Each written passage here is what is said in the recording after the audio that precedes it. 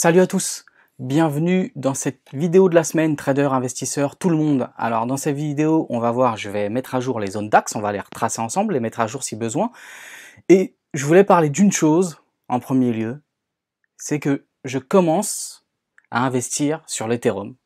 L'Ethereum, en fait, je l'ai vu plus ou moins à 70-100 dollars vers le printemps 2020, et c'est là en réalité qui était le meilleur moment pour investir sur les crypto-monnaies, que ce soit sur le Bitcoin, l'Ethereum et toutes les autres crypto-monnaies, les altcoins, etc. En fait, je l'ai déjà dit à plusieurs reprises, que ce soit sur YouTube, dans le canal Telegram, etc. Moi, j'ai investi dans les crypto-monnaies depuis à peu près 1 an et demi, grosso modo, mais j'ai commencé à investir vraiment sérieusement plutôt, mais uniquement sur les altcoins. Ni sur le Bitcoin, ni sur le TH, je n'ai investi quoi que ce soit. Et là, depuis cette semaine, je vais commencer à investir sur l'Ethereum. Alors en réalité, je commence à investir pour moi, mais surtout pour ma fille, qui est petite actuellement, elle a à peu près 10 ans, mais on ne sait jamais, pour dans l'avenir. Comme ceux qui ont investi par exemple sur Google, Facebook dans les années 2000, que ce soit pour eux, pour leurs proches ou autres, on ne sait pas ce que ça peut donner dans 5, 10, 15, 20 ans, on ne sait pas. Donc je vais commencer à investir dessus, en DCA entre guillemets, de petites sommes, hein, vraiment des petites sommes, parce que là pour moi l'Ethereum a bien baissé, peut-être qu'il va baisser encore un petit peu, d'ailleurs je me mets sur le graphique, il va peut-être baisser encore un petit peu, encore, je ne sais pas, mais pour moi ce sont des bons points d'entrée pour investir en DCA. Le jour où il monte à 2000, 3000, à 3000, 4000, 5000 dollars, non, là je ne vais pas continuer à investir, je vais plutôt encaisser et peut-être pour remettre plus bas. On verra au fur et à mesure du temps. Mais dans tous les cas, je considère, moi, dans ma stratégie d'investissement pour moi, pour ma fille, pour prévoir l'avenir, on ne sait jamais de quoi demain sera fait, je commence à investir sur l'Ethereum. J'ai investi sur d'autres altcoins, bien entendu, mais pour moi, l'Ethereum, ça reste quand même une valeur solide, même si on ne sait pas de quoi demain sera fait, comme le Bitcoin, etc. Des sociétés, que ce soit américaines, cotées en bourse, peuvent très bien perdurer comme faire faillite du jour au lendemain. C'est pareil pour les crypto-monnaies. Voilà. Donc, c'était uniquement pour parler de ça. Comme toujours, je vous dis ce que je fais. Donc, je vais commencer à investir. J'ai commencé déjà il y a une semaine, 10 jours. J'investis régulièrement avec des gains que je fais en trading. Donc, c'est-à-dire que chaque semaine, si j'ai fait des gains en trading, eh bien j'investis une petite partie, vraiment une petite partie, c'est pour vous dire, hein, donc c'est vraiment petit à petit, on verra sur le moyen long terme, j'investis une petite partie sur l'Ethereum, et on verra ce que ça va donner dans le futur. Dans tous les cas, tout ça c'est pour dire que il faut avoir une stratégie d'investissement. Peut-être que ça donnera rien, peut-être que ça donnera quelque chose, c'est tout ce que je me souhaite et ce que je souhaite à ma fille. Et ce que je fais aussi, c'est que j'investis sur l'Ethereum, mais je le mets en stacking automatique, c'est-à-dire que j'ai choisi sur Binance ou sur d'autres plateformes, je pense que vous pouvez. Sur Binance, il y a des petites options. Quand je mets en stacking, ça rapporte à peu près 4-5% par an d'Ethereum, pour ceux qui s'y connaissent un petit peu. Bon là, la vidéo, elle n'a pas pour but d'expliquer ce que c'est le stacking, etc., mais on trouve facilement les définitions sur Google, sur Internet et même sur YouTube. Mais dans tous les cas, à chaque fois que j'investis sur l'Ethereum, que je mets, allez, par exemple, 50 €, 100 € dessus, peu importe, eh bien, Binance va le mettre automatiquement en stacking et faire le stacking automatique, renouveler le stacking à chaque fois, et au moment où je voudrais récupérer mes Ethereum, je les récupérerai et j'annulerai le stacking, etc. Et jusque-là, dans tous les cas, l'Ethereum me rapportera un petit peu d'Ethereum en l'occurrence, où je me focalise. En fait, j'ai toujours dit que j'investirais pas sur le Bitcoin ni sur l'Ethereum. Comme on dit, il n'y a que les bêtes qui changent pas d'avis. Là, je me dis, sur l'Ethereum, je vais investir un petit peu. Alors, pour les zones DAX, avant de parler des zones DAX, je faisais le suivi sur mon trade. Je vous avais dit la semaine dernière que je commençais à prendre un trade à l'achat. C'est pas de l'investissement, c'est vraiment du trading pur et dur sur l'Ethereum, aux alentours des 1800. Là, je suis sur 1795 $. Je suis un peu en perte de 20-30 $. Voilà, vous avez vu, c'est à 1 € du point. Donc, c'est vraiment comme si c'était du spot sur Binance. Là, je suis sur Admiral Market, sur mon broker, mon courtier de trading. Mais quoi qu'il arrive, je prendrai ma perte si jamais on clôture, si jamais on touche, même sans forcément de clôture, mais si on descend sur les 1600 $, 1580, 1600 $, je pense que je clôturerai ce trade en perte. Voilà, de toute façon, je ferai le suivi toujours sur le canal Telegram. J'avais mis ABE, je l'ai protégé ABE. En fait, j'avais joué, vous avez vu, je l'avais pris ici à peu près, le trade, à l'époque, la semaine dernière. Ensuite, Oui, c'est ça. Il est monté quasiment aux 2000 $, qui font résistance, bonne résistance maintenant. C'était un trade que je voulais jouer comme ça, parce que c'était pas du tout du trading de l'intraday ou quoi, hein. Je voulais vraiment faire du swing dessus sans prendre de TP1. Je voulais vraiment avoir une position pleine pour clôturer vers les 2200 $. Voilà, j'étais arrivé à la moitié du chemin. Ensuite, j'ai protégé la BE, je me suis mangé le BE, j'ai attendu un peu. Ça a baissé, ça a remonté là, et hop, je crois que j'ai pris la position ici, hein, voilà, vendredi après-midi. Passons au DAX. Alors maintenant, le DAX. On voit ce qui s'est passé la semaine dernière. Alors voilà, là c'est toujours comme je fais semaine après semaine maintenant, la ligne verticale rouge, c'est l'ouverture des marchés à minuit, entre guillemets, sur le broker, lundi à minuit, voilà. Mais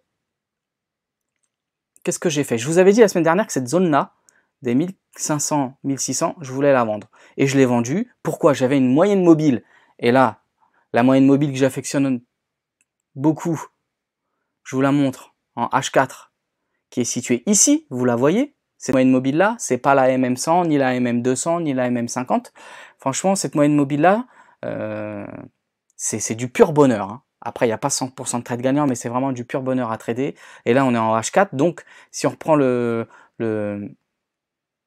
graphique, dans ma zone là, ça se situe à peu près ici. Je l'ai prise, j'ai fait le trade sur touchette de moyenne mobile, c'était lundi dernier, j'ai fait le suivi sur le Telegram, hein, canal Telegram, c'était férié aux US, je crois, aux États-Unis, donc c'était un peu mou. J'ai pris un TP1 vraiment sur 40-50 points, et j'ai laissé le reste. J'ai vraiment laissé le reste, j'ai joué le coup. Je voulais que ça arrive jusqu'en bas, mais ça a traîné. Vous avez vu comment ça a traîné, donc j'ai pris mon TP2, en fait, je l'ai pris en 2 fois. C'est rare que je fasse ça. Je l'ai pris en 2 fois. Je l'ai divisé par 2. En fait, j'ai repris 25% et 25%. Voilà, mon TP1, c'était 50% de mon trade. Et mon TP2, je l'ai découpé en 2. Ça veut dire 25% que j'ai pris à peu près ici, à 150 points, je crois. Et les 25 derniers pourcents, je les ai pris vraiment ici, à 14 330, quelque chose comme ça. Donc, j'ai pris au bout de 250 points à peu près.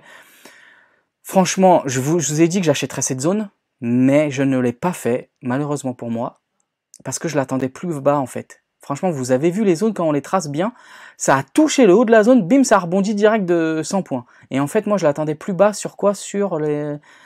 Il y avait des moyennes mobiles là, je sais plus, en H1 je crois, en H1, etc. Et je voulais attendre ces moyennes mobiles, vous voyez, même si j'avais eu un signal vraiment purement et simplement avec les bougies ici, mais après on sortait de la zone, je me suis dit ça se trouve ça va être un faux signal, ça va revenir plus bas, et j'attendais ça, et voilà. Au moins, j'ai pas, comme on dit en investissement, en trading sur les cryptos, j'ai pas FOMO, c'est-à-dire que j'ai pas acheté plus haut, même si j'aurais pu être gagnant, mais au bout du compte, j'aurais pu être perdant aussi si c'était un faux signal. Donc, je l'attendais plus bas, mais au moins, ce qui compte, c'est que j'ai respecté ma façon de trader, mon type de trading, c'est que je me suis pas précipité, j'ai attendu, et si j'ai raté un trade, bah j'ai raté le trade et puis c'est tout. Donc, j'ai fait que ça, que la vente ici sur le DAX cette semaine. Ça n'a pas fait vraiment ma semaine. J'ai tradé le Nasdaq, le Dow Jones, 2 trades sur l'un, un trade sur chacun des deux. En tout, au bout du compte, j'ai fait ma semaine. Mais le principal n'est pas là. C'est qu'après, en bout du compte, on est revenu ici dans la zone. Et là, je me suis dit, j'ai pas envie de la revendre une deuxième fois, vu que c'est pas la première fois qu'on va dessus, vous avez vu, hein. Donc à plusieurs reprises, même si c'est une bonne zone de résistance, hein. Et en plus de ça, on arrive là, en haut de la zone, il était en pleine nuit, minuit, 4h, 8h du mat, et je me suis dit, ça se trouve, à l'open cash de 9h, à l'ouverture des banques, je me suis dit, ça se trouve, il va y avoir une grosse bougie horaire verte qui va casser la zone tout en haut, je préfère attendre. Au bout du compte, non, j'aurais dû vendre, parce qu'il y a eu, en fait, on le voit bien là, vous avez vu le petit excès sur la bougie 4h, qu'est-ce que ça donne en 1h? Ouais, pareil en 1h, alors là, cette bougie là, 1h, elle était belle, hein. Et je sais pas, j'ai bloqué, j'ai pas voulu. Après, il y a la bougie de 9h là qui s'est mise là. Il y a une heure d'avance sur MT4, MetaTrader 4, c'est 10h, mais en fait c'est 9h. Voilà, vous avez vu à la bougie de 9h, à l'ouverture cash, boum, ça a baissé de 100 points grosso modo. Et là, j'ai raté le trade. Mais bon, franchement, c'était vendredi, j'ai pas voulu faire n'importe quoi, j'étais très bien sur ma semaine, donc voilà. Des fois, ça sert à rien de... Peut-être que je pourrais regretter le trade, mais à la vente, et comme à l'achat en bas, mais au bout du compte, non, ça sert à rien. Voilà, j'ai fait mes gains, mes profits pour la semaine, que ça soit sur le DAX, sur les autres indices. Donc voilà. Tout ça, c'est pour faire le résumé, mais là, on va essayer de de trader, enfin de mettre à jour les zones. Alors ce que je vais faire, là, en fait, en soi, il n'y a pas grand-chose à mettre à jour, si ce n'est ici, vous voyez, et hop. Même mettre ici, voilà. Je la décale en fait la zone. 14 520, 14 640. Et d'ailleurs, je vais la mettre à jour tout de suite. 520, 640. Ok? Donc voilà pourquoi. Et c'est la semaine du. Voilà. Nickel. Donc là, vous avez tout là pour la semaine prochaine. Pareil. Le DAX, il était dans un range là, on peut dire grosso modo, gros range 4 heures, il en est sorti, il est revenu juste dessus, mais moi je pensais qu'il allait vraiment taper le range encore un peu mieux, et boum, il a rebasculé vers le haut, donc je sais pas. Et franchement, où est-ce que je vais intervenir la semaine prochaine, je sais pas, je le dirai sûrement sur le canal Telegram. Je sais pas si cette zone-là, il faut la revendre encore. Moi non, je pense pas, je sais pas. Dans tous les cas, ce que moi je ferai là en faisant la vidéo, mais je le préciserai sur le canal Telegram, c'est que cette zone-là, là, au-dessus, je la vendrai, ça c'est sûr. Ici, ça m'intéressera d'acheter. Par contre, j'achèterai peut-être pas pour 400 points, mais ça m'intéressera d'acheter, mais ici, vous voyez par ici, là. Pas en haut de la zone, pas sur les 14 300, mais plus bas, entre 14 200 et 14 270. Quelque chose comme ça, 14 200, 250 même. Plutôt sur le bas de la zone. Voilà. En encaissant rapidement un TP1 et en protégeant plus ou moins rapidement aussi. Voilà. Et ensuite, les zones du dessous, j'achèterai aussi celle-ci, comme j'avais dit la semaine dernière, pour la semaine dernière aussi, sans trop m'attarder dessus, et plus volontairement celle-ci. Les deux du dessous. Voilà. Voilà pour la vidéo de la semaine. Dans tous les cas, j'espère que vous aurez apprécié. Jetez un petit coup d'œil à la description, et puis je vous dis à la prochaine. Ciao, bye bye.